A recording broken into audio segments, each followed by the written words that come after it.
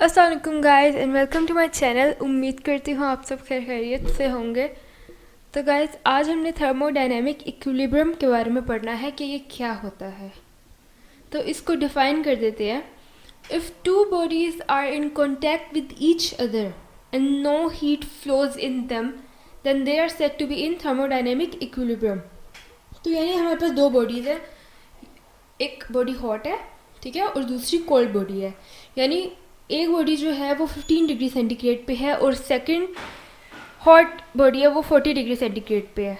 जब हम उन दोनों को कांटेक्ट में लेके आएंगे, उन दोनों को मिलाएंगे, तो क्या होगा, हीट फ्लो करना शुरू कर देगी हॉट से कोल्ड बॉडी की तरफ। फ्लो ऑफ हीट जो है वो हमारे पास राइट से लेफ़्ट की तरफ होगा और एक स्टेट ऐसी आएगी कि जब दोनों सेम टेम्परेचर पे हो जाएंगी, यानी 30 डिग्री सेंटीग्रेड पे। वो स्टेट होगी जब वो इक्विलिब्रियम अटेन कर लेंगी।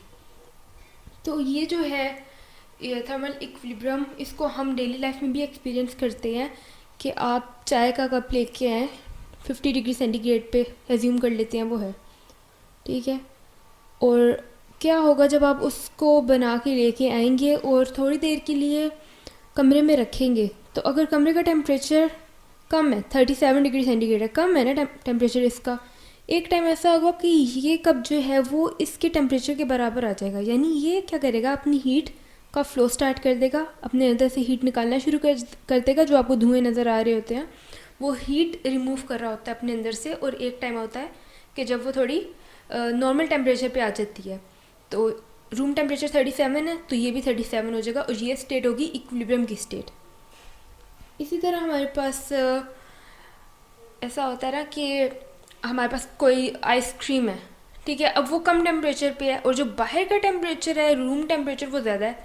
अगर वो 37 डिग्री सेंटीग्रेड पे है और आइस 10 डिग्री सेंटीग्रेड पे है, तो क्या होगा, तो रूम टेम्परेचर से आइस की तरफ हीट फ्लो करेगी, ठीक है, और उस पॉइंट पे आइस जो है वो मेल्ट करना शुरू कर देगी। तो ये बिल्कुल सिंपल सी चीज़ें हैं जो हम डेली लाइफ में भी एक्सपीरियंस करते हैं।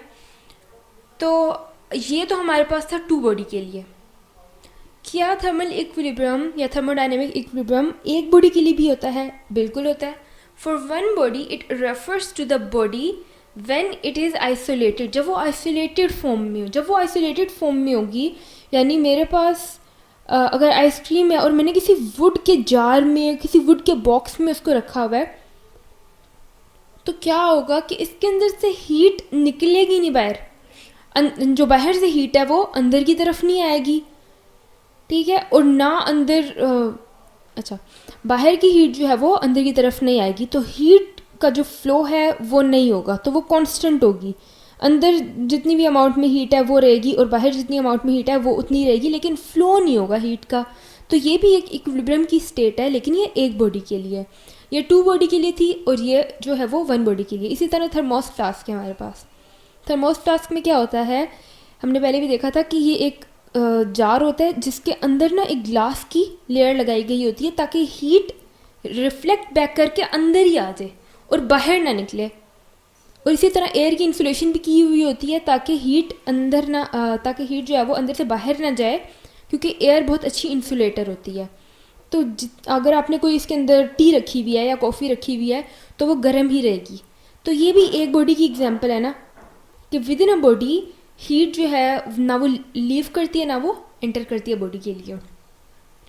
तो हम थर्मोडायनेमिक इक्विलिब्रियम किस तरीके से अचीव कर सकते हैं? थर्मल इक्विलिब्रियम अटेन करके, यानी टेम्परेचर ज़ीरो हो जाए। मैकेनिकल इक्विलिब्रियम अटेन करके, यानी कोई प्रेशर ना लगाए, वो कोई मैकेनिकल फोर्स ना लगाए, ठीक है, तो प्रेशर जो है वो ज़ीरो हो जाएगा कोई प्रेशर नहीं लग रहा वॉल्स पे। या फिर केमिकल इक्विलिब्रियम से भी हम थर्मोडायनेमिक इक्विलिब्रियम को अटेन कर सकते हैं। यानी केमिकल के लिए हमने ये म्यू साइन दिया हुआ है इसको। तो ये तीन तरीके से thermal equilibrium, mechanical and chemical equilibrium जो है वो तीनों जब अटेन हो जाएं तब हम कह सकते हैं कि थर्मोडायनेमिक इक्विलिब्रियम अटेन हो गया है। तो that's it for today. Thank you for watching this video. अपना बहुत ज़्यादा ख्याल रखिएगा और दुआ में याद रखिएगा। अल्लाह हाफिज़।